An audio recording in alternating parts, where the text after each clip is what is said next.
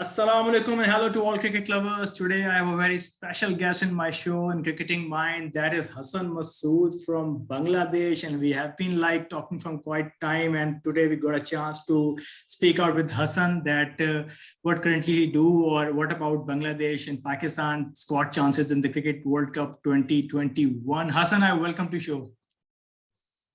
Okay, thank you for inviting me in your show, and hopefully we'll have a good one today. Okay, so the viewers, for the viewers, I just came through the agenda that what we are going to talk about. First, we'll talk about that currently the World Cup squad has been announced and a few of the countries have been doing changes on and off in the World Cup squad. Recently, Pakistan did 3 to 4 changes, which is eventually comes out a very good sign for Pakistan. We'll discuss that as a neutral opinion from Hassan that who is favored for the World Cup and who will be the final four, which Hassan thinks that it can be a possibility to that these 4 teams can qualify for the semis. And last but not the least, because we have like a bit short time, Hassan will be with us in on and off sessions during the World Cup along with Fares and few South African guys as well. And last but not least, I was saying we will discuss Pakistan versus Bangladesh series, which is about to start in November, December. With Pakistan have to play 2 tests and 3 20s. So Hassan, without wasting time, 2 Asian giants, Sri Lanka and Bangladesh, this time couldn't qualify directly for the World Cup. Bangladesh being phenomenal in the last couple of years, they put a very good show in white ball cricket as well as just red ball cricket. But I think top 8, Bangladesh couldn't qualify because Afghanistan were a bit ahead of Bangladesh this time. And my 2 favorites are most likely what we can see is Sri Lanka and Bangladesh from Group A and Group B respectively to represent and join the Super 12 stage, because both have very well balanced side. Coming back to Bangladesh squad, what do you think, keeping squad in mind, what are their chances? And they are the obviously the favorites to qualify for the Super 12 stage? Well, before going to that part, first I need to say something about the why Bangladesh didn't directly qualify for the World Cup. So because this schedule, I think have been made 2 years before, right? So at the time, whoever was top 8 in the ranking, yeah, they were disqualified, right? So I think at the time Bangladesh were about 10th or 11th.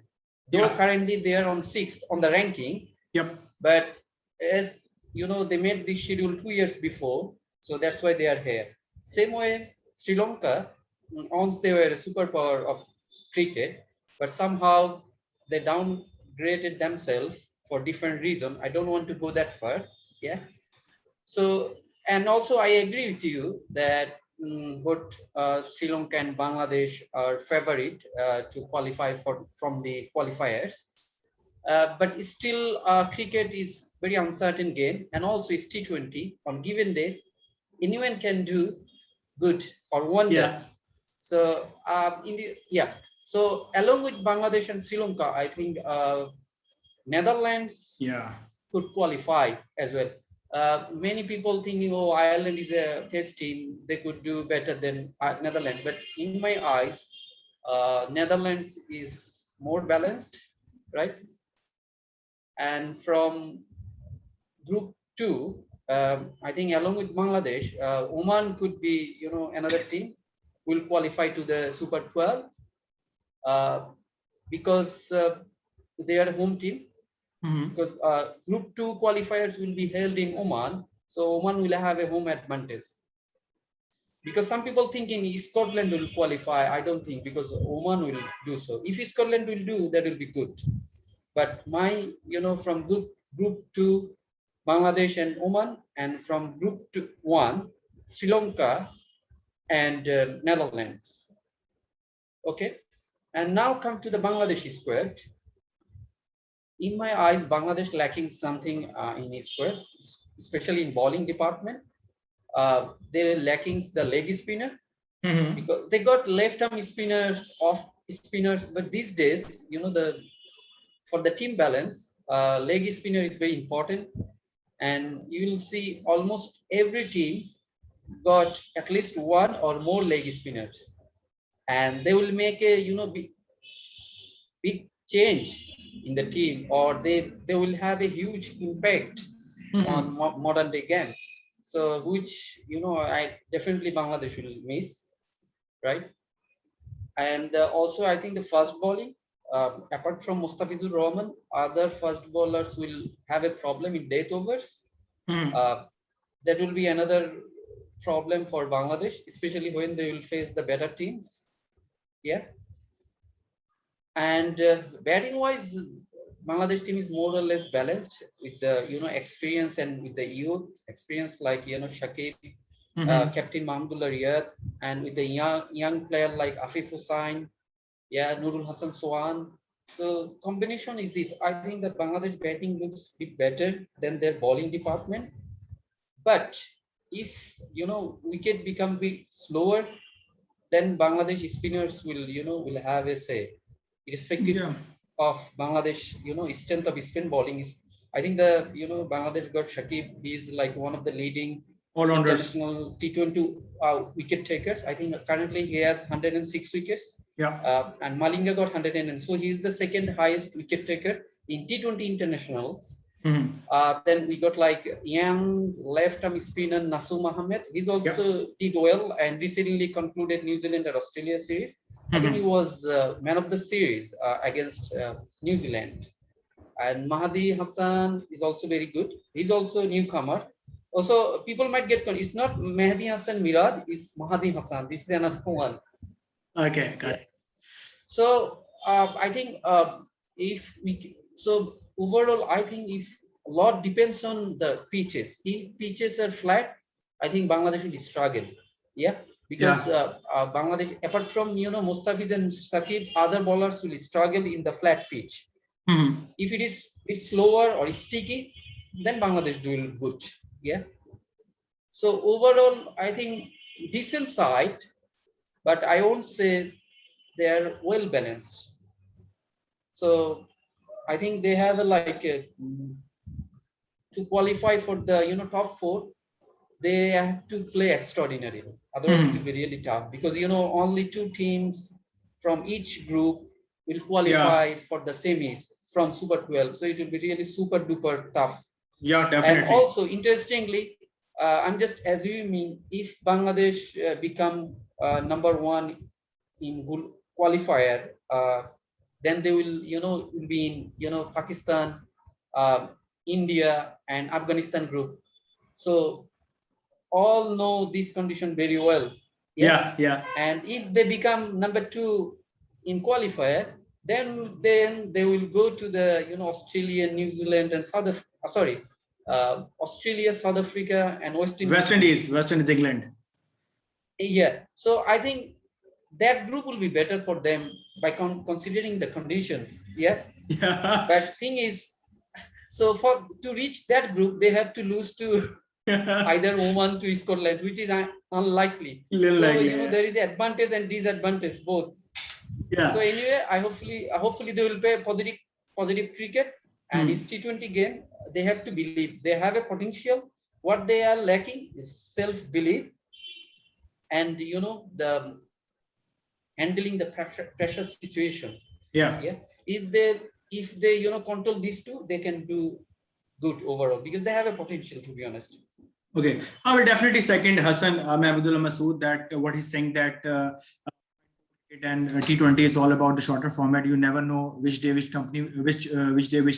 basically team will surprise you. So coming back to the squad, which basically Hassan was telling that Mahmudullah, Mustafizur Rahman, lots of experience, but depending upon the pitches, depending upon the variation, what comes in group stage also matters, depending upon which group qualify for the Bangladesh. For example, obviously they have a good side in Pakistan, India, Afghanistan. So they have a very overrated group, which is basically only 2 teams will qualify for the next round. So let's see how it goes. Coming back to Hassan for the next question, as a neutral opinion, what do you think that you believe that these are the final 4 which will qualify for the semi-finals, considering their bench strength, considering their venue with the T20 cricket is playing right now? Pakistan, India has definitely some edge over the conditions. So what do you think, who will be the final 4 in your eyes, that in your views, that they can be qualified for the semis?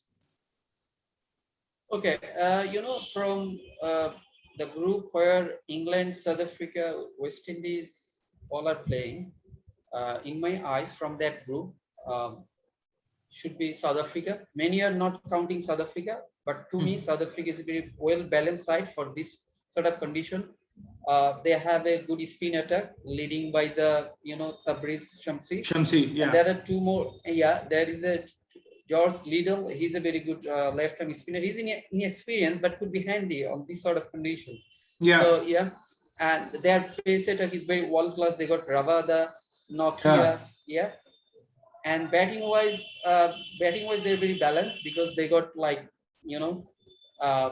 balance in a sense. They got like power hitters like David Miller, Henry Klassen, Quintin de Kock. Yeah. Whereas they got some batsmen who can hold the innings like Aiden Markram, yeah, and Dusan. So they're well balanced, but very much underrated because many considering England is the favorite from that group. But to me, England will struggle if pitches become a bit slower, which will Hassan, sorry to interrupt. Other reason can be because they are not playing with their main players like AB de Villiers, Faf du Plessis, Dale Steyn this time, because they are the overrated players, and we can see in the past they're doing wonders for the South Africa. But this time they're not a part of the World Cup scores. That is why you use the word underrated. I totally agree. And second, South Africans are basically doing some underdogs or some underrated team, but they have a very good bench strength, as you mentioned, Quintin de Kock and like Rabada and the up front of the ball. So yes, this can be the reason, AB de Villiers and the Plessis. No, so you mean the absence of AB de Villiers and Dale Steyn how hurt South Africa? Yeah, definitely both are world-class player, especially AB de Villiers wonder in T20 cricket, but still they have alternate players. What I already mentioned, they are very well-balanced side. For example, you have a 3-4 superstar in the team, but rest of them are average player. Then you can't win big tournament. For winning a big tournament, you need a balanced side. Yeah, and under this condition, they will do well. You will see. Whereas England concerned, to be honest, if you are following IPL, you will see if pitches become a bit slower, each and every English players are struggling in Arab Emirates conditions. So I don't know, people are already, considered them as top favorite, but I don't think so, unless or until wicket is absolute flat. Yeah, because if you remember in 2019 World Cup, most of the matches they won in their flat track. There is one track that was in bit slower in Headingley, and they were chasing about 230 runs only against Sri Lanka, and they lost that match by about 15 or 10 runs. It shows, their incapability to play the, pitches, which is a bit slower, ball is coming low. Yeah. And so yeah, Hassan, so basically you opted South Africa and England are the favorites for the Group A? No, I didn't finish. I said South Africa. Okay. Yeah? And second one would be either West Indies or England. I'm not saying England is guaranteed. England. It would be either England or West Indies. That's fine. But that's my fine. money on West Indies more than England. Though England spin attack is good. Too much hard hitters in West Indies. I just gone off the lineup like Pollard, Gale. But there is some conditions because most of the West Indies players are bit age. Yeah, they are very old these days. Yeah. So what's wrong with the old people? Doesn't matter how good you did in the past, but fitness become a big issue. Yeah. So remember what will happen if all the West Indies players have become fit and they can perform as their potential. They will definitely do better than England. Okay, coming back to the Group B. Yeah. Okay. Running short of time, but so we have to like. Yeah, sure. And from the other group, for me, there are 3 teams. I'll say India, Pakistan, and New Zealand. Oh. But India has an advantage in a sense, like they are playing IPL in Arab Emirates. Same conditions. And same condition. They are playing competitive cricket than any other teams. Yeah.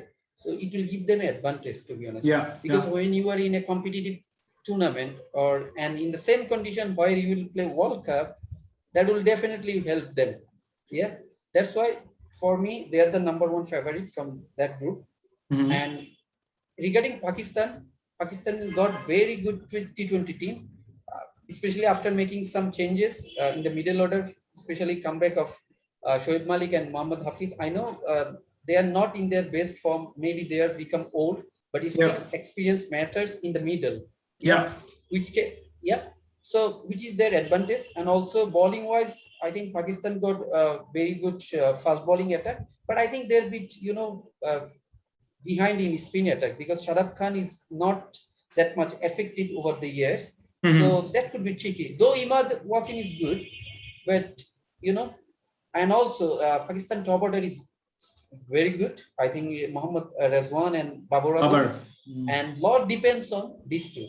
If these two can start it very well, for example, they make a 90, 100 in 10 overs, then Pakistan will flourish easily. Yeah. So Pakistan is my second favorite from that group. And New Zealand, I think New Zealand will also have a similar sort of problem like conditions. Yeah. Conditions. Even I think most of the QE batsmen also struggle in IPL. So if wicket becomes bit slower, they will struggle. So out of these three teams, I think two will qualify. But as I mentioned before, it's T20 game. On given day, anyone can do better, and anyone can surprise many.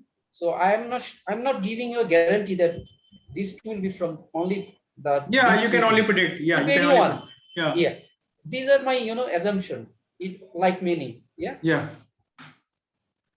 So thank you, Hassan, for basically letting us know about who is the favorite from the Group A and Group B based on total technical analysis and the ground realities based on the score or based on the pitches and the conditions. So one last side, then we're going to wind up that Pakistan versus Bangladesh series going to happen right after World Cup in November, somewhere where Pakistan will play 2 T20s and 3 test matches, or 3 T20s and 2 test matches in Bangladesh.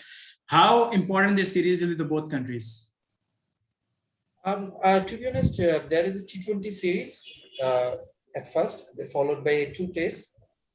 I think I'm not sure why they arranged T20 series just after the T20 World Cup. It doesn't make any sense. Instead, I wanted one more test that will do good for both teams, because it's part of World Test Championship. Yes. And after that, they will play more.